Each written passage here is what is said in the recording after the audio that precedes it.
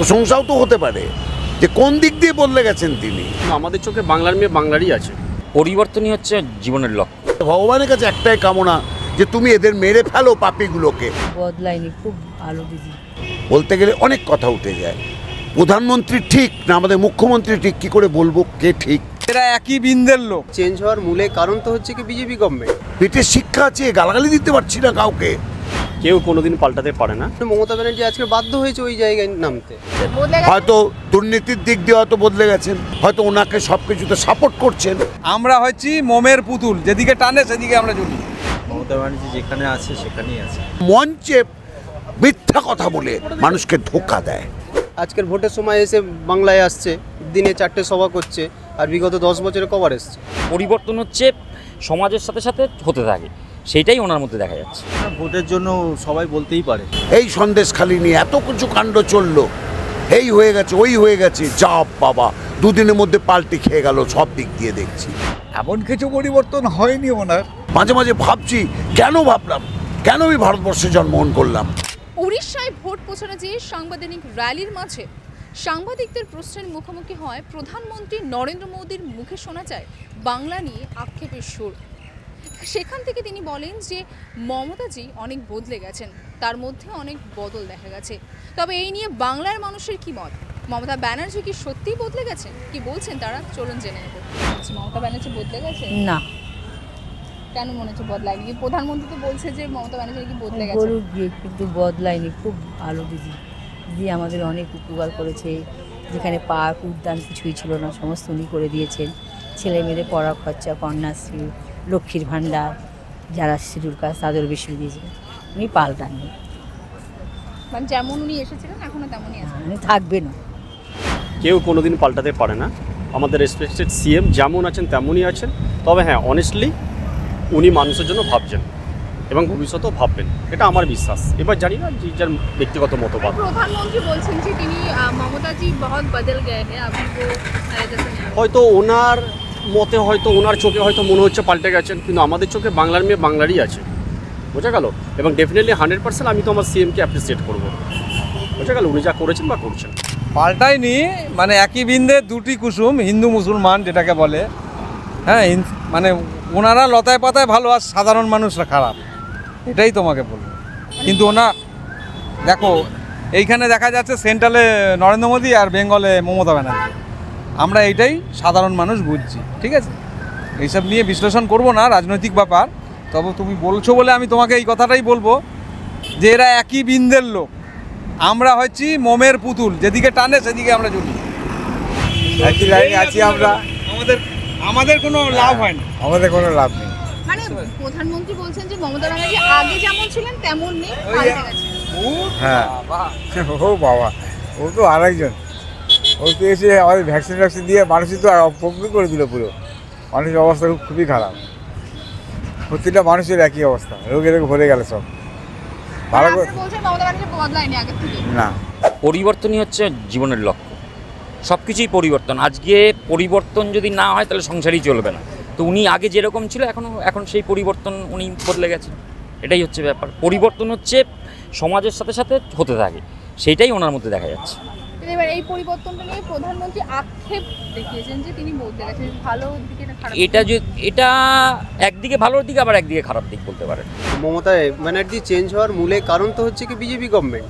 BJP government যেরকম সমাজকে যে জায়গায় নিয়ে যাচ্ছে, তার জন্য মমতা ব্যানার্জি আজকে বাধ্য হয়েছে ওই জায়গায় নামতে। এটাই হচ্ছে মূল্য। কিন্তু প্রধানমন্ত্রী আক্ষেপ পোষণ করেছেন যে তিনি বদলে গেছেন। এটা তো আক্ষেপ হওয়ার কারণ নেই। কারোর উপরে আক্ষেপ করার আগে নিজের দিকে তাকাতে হবে। সে নিজে তো এর থেকে আরও মমতা ব্যানার্জি থেকে আরও নিচে নেমে গেছে। আজকের ভোটের সময় এসে বাংলায় আসছে, দিনে 4টে সভা করছে, আর বিগত 10 বছরে কবার এসছে। না, ওটাও আমি সেটা মনে করি। মমতা ব্যানার্জি যেখানে আছে সেখানেই আছে। প্রধানমন্ত্রী বলছেন যে মমতাজি বহুত এটা বদল তো আপনার ভোটের জন্য সবাই বলতেই পারে। ভোটের জন্য যে কেউ যাকে খুশি আমি আপনার সঙ্গে ডিবেট করতে পারি, আপনাকে খারাপ ভাবতে পারি, এটা হয়, এটা হয়েই থাকে। এটা ভোটের জন্য রাজনীতি হয়েই থাকে, এটা কোনো নতুন কিছু না। আমি যখন আপনার এগেনস্টে থাকবো তখন আমি আপনার বিরুদ্ধে নিশ্চয়ই কথা বলবো। হয়েই থাকে, আমার মনে হয় না। প্রধানমন্ত্রী বলছেন যে মমতা ব্যানার্জি নাকি আগের থেকে অনেক পাল্টে গেছেন। দেখুন, এখন নির্বাচনের সময় এবং তাছাড়াও যারা পলিটিক্যাল মানুষ তাদের বক্তব্য পুরোপুরি একটা পলিটিক্যাল মোটিভেশন থেকে আসে। তাদের পেছনে একটা পলিটিক্যাল মোটিভ থাকে, যেটা তাদের যে ন্যারেটিভটা তাদের সুবিধে মনে করবে সেই ন্যারেটিভটা তারা সামনে আনে। মানে মমতা ব্যানার্জিকে নিয়ে বলা যে দেখুন, এখানে প্রধানমন্ত্রী কিন্তু এসেছিলেন একটা পলিটিক্যাল পার্টির নেতা হিসেবে। তিনি তার ভিউ পয়েন্ট থেকে যেটা যে ন্যারেটিভে তার মনে হয় সুবিধে সেইভাবে তার ন্যারেটিভটা তিনি রেখেছেন। মানে নিজের সুবিধার্থে তিনি মন্তব্য করেছেন, সেটাই তো?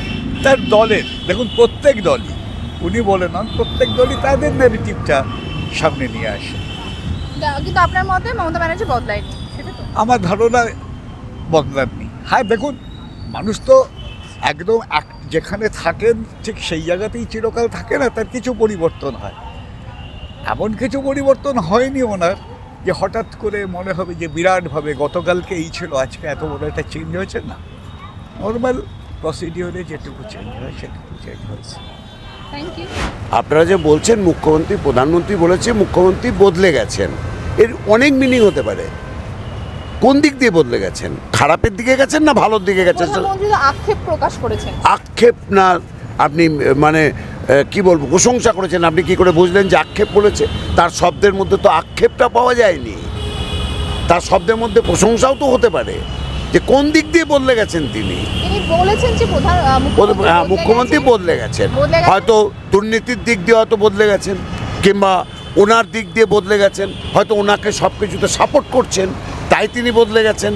না, তিনি তো এটাও বলেছেন তার সাথে যে তাই বাংলা উনি বদলে গেছেন, বাংলার মানুষ তাই এখন সুযোগ খুঁজছে, ওনাকে আর চাইছেন না। কে বলেছে?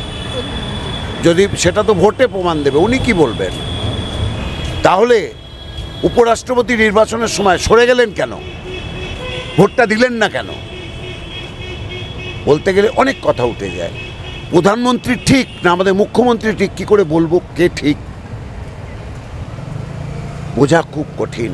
এখন সঙের দুনিয়া চলছে। আমি নাট্য জগতের লোক, আমরা স্টেজে অভিনয় করে মানুষকে আনন্দ দিই, আর ওরা মঞ্চে মিথ্যা কথা বলে মানুষকে ধোঁকা দেয়।